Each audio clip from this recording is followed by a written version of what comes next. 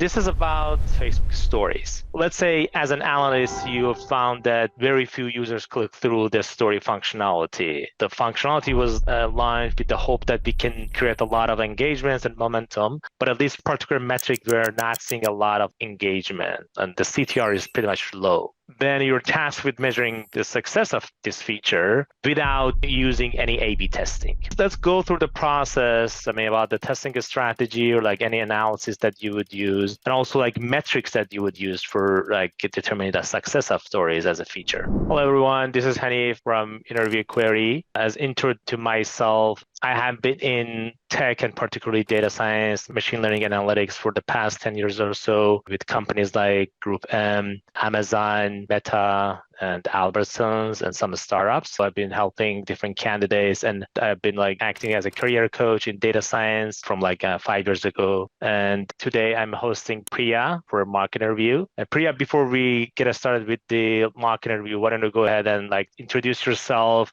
and talk about your career, your interest in data science in general, and how did you get into like this career? Hi, this is Priya. I'm currently working as a product analytics manager at Walmart, and I have been into analytics for almost now 8 years. And the reason I love analytics and data science is it's mostly about the user journey, user behavior. So I'm really passionate about studying the user behavior. I mix the user psychology with the data. I literally marry them with the product together. For me, the target is always that how can we actually make a business impact, right, out of the data that we are seeing. So I started my career with just being a Tableau analyst, and then I moved to United States to pursue my master's and learn more technical details on it. After that, I worked at Realtor.com, I worked with Atlassian, I worked with Twitter, and now I'm working with Walmart. So yeah, with this interview query session, I definitely hoping to get a constructive feedback on my structured thinking and how do I think about the user behavior, user analysis. And yeah. Awesome. And it was also like very good to learn about yourself and background. So let's get started with the question.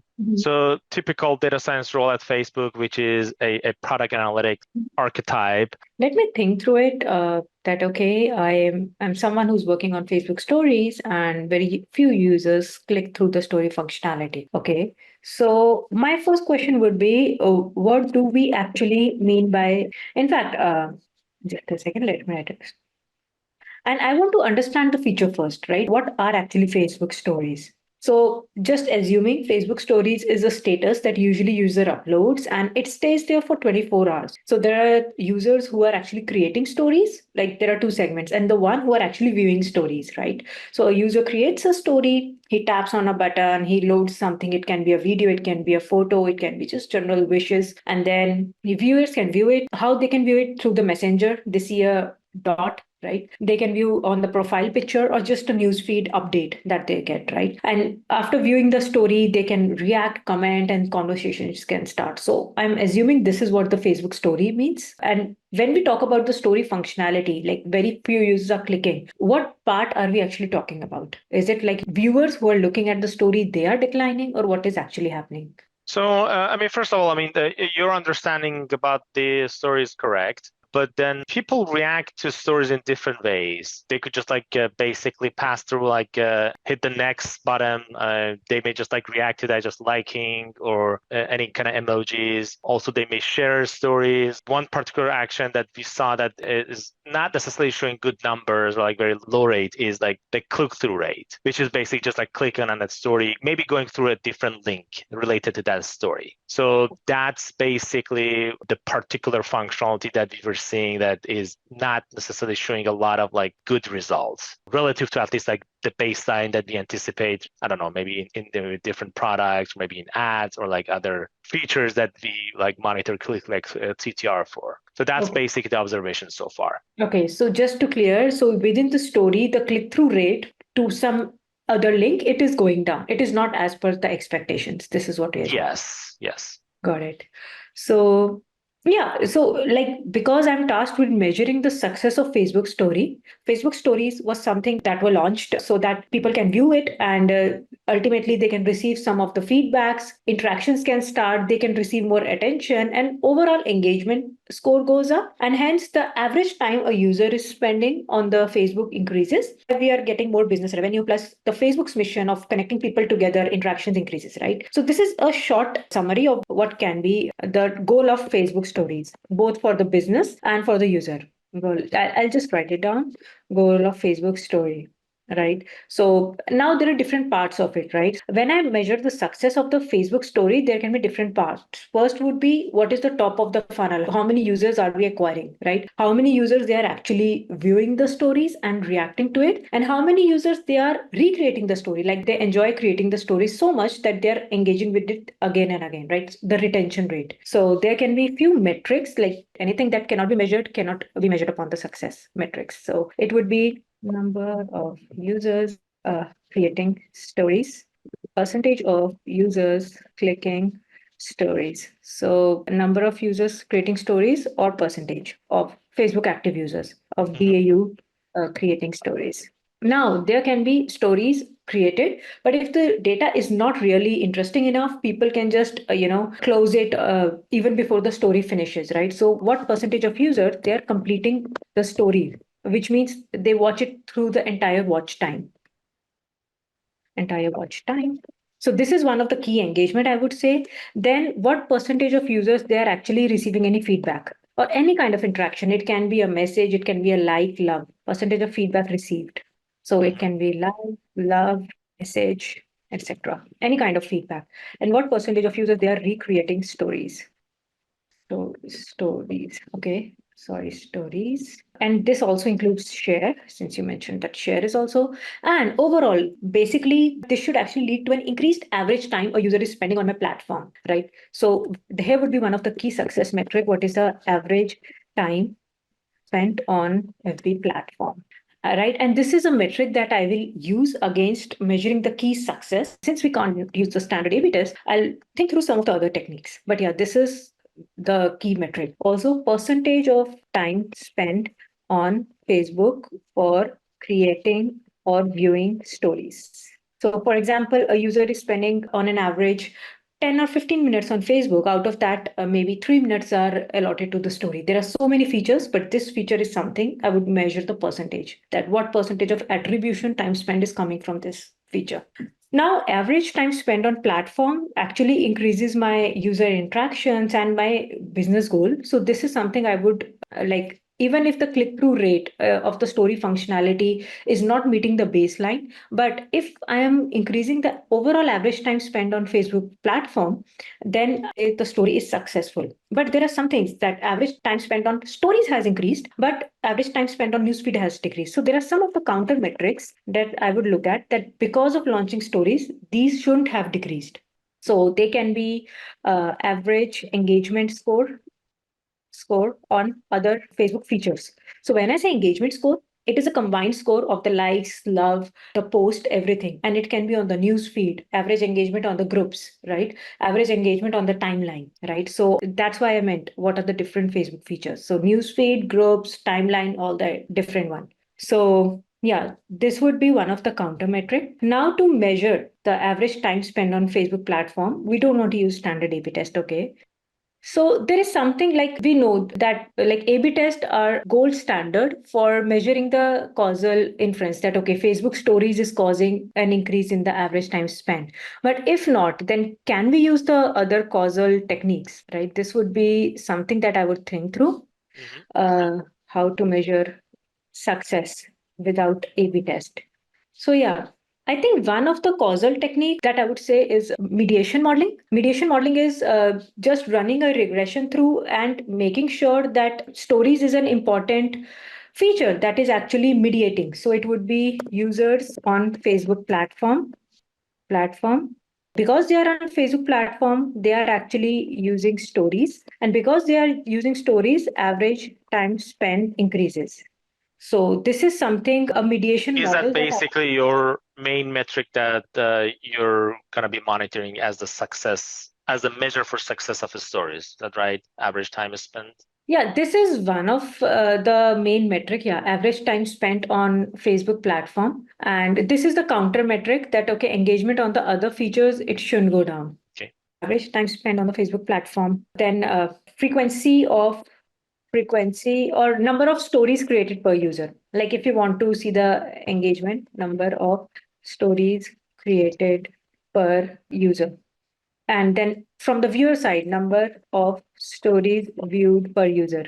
Viewed per user. Like all these metrics, number of stories created, number of stories viewed, everything will actually increase the average time spent. So that was the main metric that I was pointing to. Fair enough. There are a lot of different supporting metrics, right? Average time spent on the stories, like whatever I have put in here. There are a lot of supporting metrics, but ultimately they will lead to either the increase in the frequency of user visit or overall time spent, right? Depth and the breadth of the time that the user are spending on Facebook platform. So if you want to yeah, so summarize what we did so far in terms of like the relevant metrics, is it fair to say that while some indications are not necessarily satisfactory when we launch this, but then you're chasing some others like metric that you think that are going to be more relevant to gauge the success of like Facebook stories. Okay. So just like trying to confirm that we're on the same page on that, saying that we probably shouldn't define the success of stories by CTR. I mean, maybe there are like different, better ways, to define success. Is that the right understanding? Yes.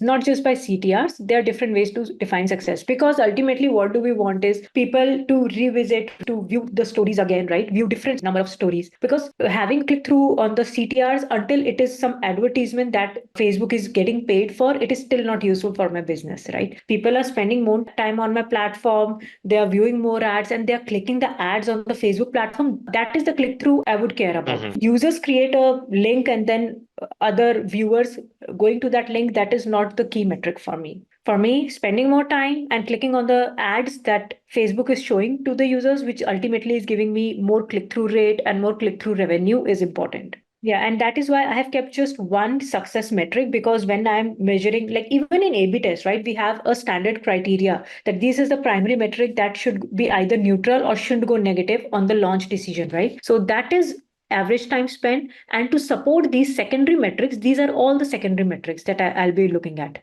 that I have underlined.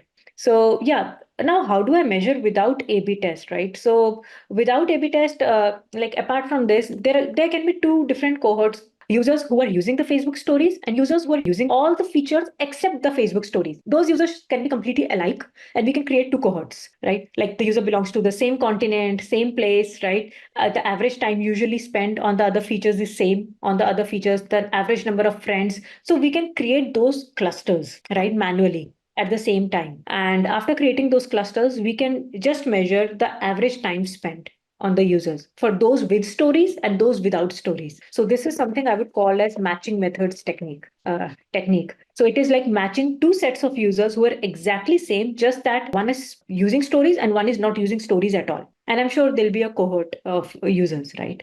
Like that. Mm-hmm. So without A/B test, this is something. Another thing is that do we see a sudden shift in the time spent once the stories was launched? This can be done by interrupted time series method. So it is like before and after we create different batches of time, every company has a forecasting baseline that, okay, this was the average time that would have been spent by the users in the month of July, August. But if we are going above or beyond the average baseline that we created, then is it at the time of the story's launch? So there is an interrupted time series method that we usually use, and I would love to have that. Then we can create a model where, when we say model, I mean like tree-based model, RF or anything, where we can try to find the feature importance, feature extraction. That is stories, one of the key feature in time spent. That model can be actually a regression against the average time spent, right? Or it can be a regression against 0 or 1, which means 0 means below the threshold time spent, 1 is above the threshold, the time a user is spending. So these are few of the methods which I would say. And again, average time spent on Facebook platform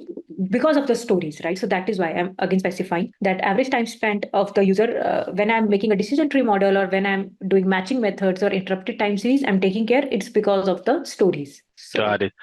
So why don't we go ahead and like maybe like dissect some of these approaches, diving deep into like methodologies. For example, talking about the matching methods. What do you do then? I mean, after like you find like the two counterparts on both sides, then what would be the next step for you? Okay, so there are, for example, there is a group of users who are living in SFO, right? They have almost the same number of friends and they have almost same the demographic and behavior that users in SFO with stories they have, right? But overall, the average time spent of users with story is increased, right? So we know that, okay, percentage of time spent on stories is also counted. So it is increased. So I would definitely firstly declare it as a success because this was the main right testing strategy to determine the success of the story. I would first identify two different classes of users who are exactly same, just that there is one difference that is that one of them use the story and one of them don't use the story at all. This would help me in determining the success of the stories. Are there any other actions? Would you use in comparison? Would you use any like sort of like test statistics to like basically call it a success or like inconclusive? Is that even applicable to this case? Okay, so yeah, regarding the test statistics, so when we are creating two different clusters of the users, we can use maybe the chi-square test just to identify the population, two sets of population that we are comparing. They are actually statistically different from each other, right? Like I can definitely love to recall those details, but yeah, I used it somewhere long back in my career where we used chi-square to identify if the two segment of population they're actually same, right? Or if they're actually different, right? To create similar segments, we can use chi-square. Now, just to measure the metric for that segment, average time spent for two different clusters, we can use a t-test where we measure the p-values, right? And we can set a significance level that, okay, if the p-value or if the average time spent is in that 5% of the area where we don't expect it is an outlier, right? Compared to the cohort one. Like it's a simple t-test that I would use, t-statistic. Got it. And then like, are you familiar with like propensity score matching? Yes, so I am familiar. We are giving score to users and then we are matching each of the different cohort, right? So it is regression based. A counterpart of mine, he did that at Twitter where they were actually measuring and giving scores to different users and then measuring the users with the same scores. Okay, point to users in cluster A, point to users in cluster 2, right? That's the probability of the users or the propensity of the user to do a particular action. This is what is my understanding. Correct me if I'm wrong, but Yeah, that's right. And potentially that would be applicable to this as well. I mean, if we find right action and then build a regression upon, and then we can actually use that for matching. yes. Let's talk about like another approach that you mentioned could be regression based or any sort of like modeling that can include our confounding variables as input. And then of course, I mean, story usage as a factor. Can you elaborate more? I mean, how do you make sure that it is conclusive, or like, is it at least your model can explain like the difference, or basically how do you avoid biases in that? I mean, all sorts of like practical considerations when building that regression model. Yeah, sure. So, for example, let us assume that Facebook definitely has a threshold baseline of what is called as the average time spent they consider as a good one and bad one, right? I would just categorize into two things, 0 and 1. Like, and I'm talking about the daily active users. So, daily active users who spend 5 minutes or less are 0. Users who are spending more than 5 minutes. Like 5 minutes is just a hypothetical example. Rest depends on the frequency distribution of what the Facebook data actually is, right?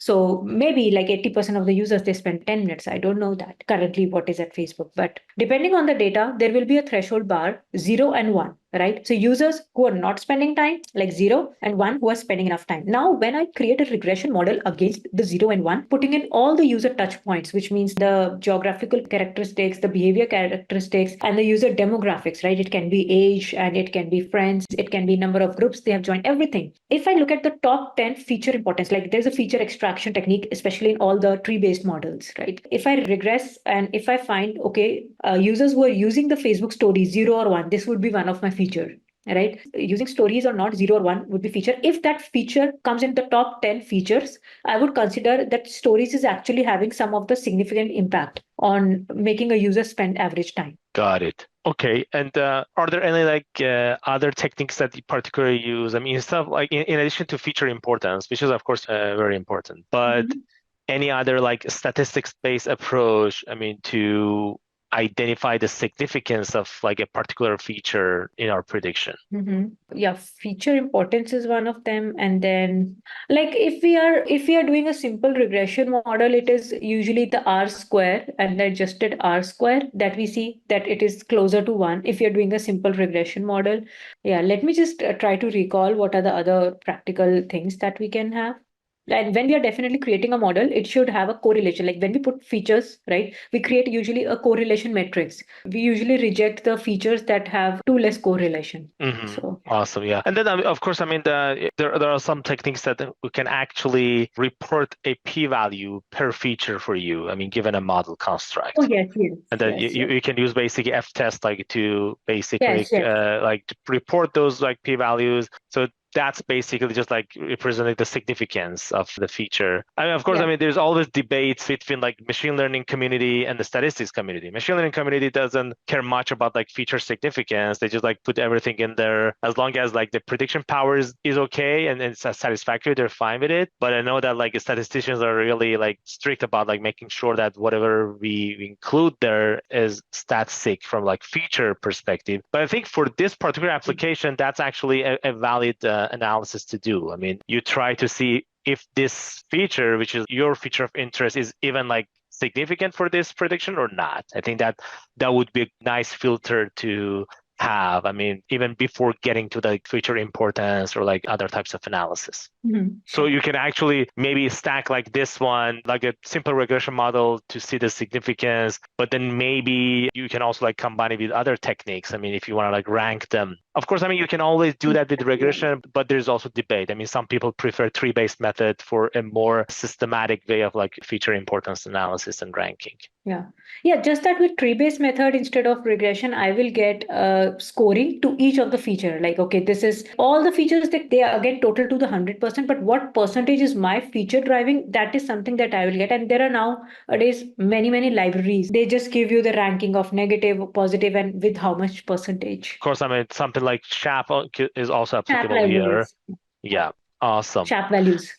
Yes. Yeah. So yeah, you also mentioned interrupted time series. I would like to discuss that a little bit as well. And any considerations about that? What would be your model of choice, and if when you're doing that time series prediction? Interrupted time series is something that I have read through because many people have nowadays been using. I've not particularly used it, but what I understand from it is that you actually compare your result against the forecasted model that you already had. Forecasting, your average time was supposed to be 14 minutes, but suddenly it is 15 minutes or maybe 14.5 minutes. This zero point 0.5 increased. When did it actually happen? Did it actually happen at the time of launch of these stories, right? So this is something that we actually measure against. It is just measuring the success immediately pre and post the launch of the feature. Yeah, that's fair enough. In some communities, they call that like forecast as a counterfactual. Basically, that's something that it's not necessarily the reality, but that's Yes. without necessarily intervention coming from the stories, that would be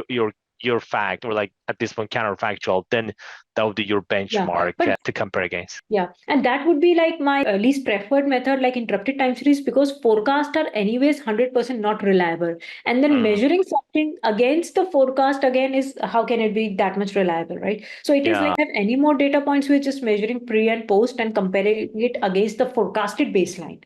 So yeah, I think one of the issues with that model is, I mean, depending how strong you're forecasting or how far have you gone to capture different seasonalities, you may hit a particular like time frame that there might be some external factors coming to the picture, but you haven't captured that before. And then you're capturing it in your like real data, but your counterfactual is not necessarily like it doesn't have a memory of that. So that particular seasonal event. So then these are some of basically corner cases for this, and many more. I mean, this is like somehow okay, but you don't know. I mean, what is the usage pattern like of stories among all population? I mean, people may come into the picture like at different time frames, like different cohorts. Not sure how exactly this would account for that. Maybe not the best approach.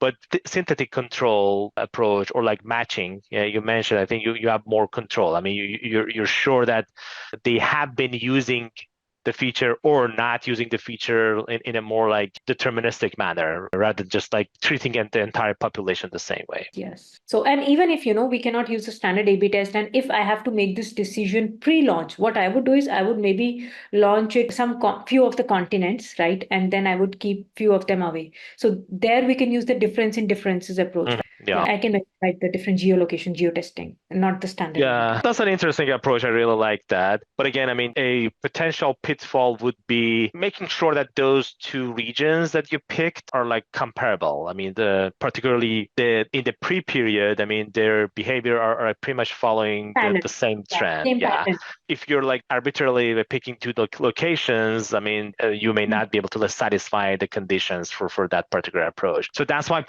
sometimes people do a little more refined way and like pick the combination of like urban areas or like suburban areas, like different like types of countries with like they're like similar counterparts rather than just like the entire big region like continent level. So it may need some more refinements at the lower level to make sure that your groups are compatible with each other.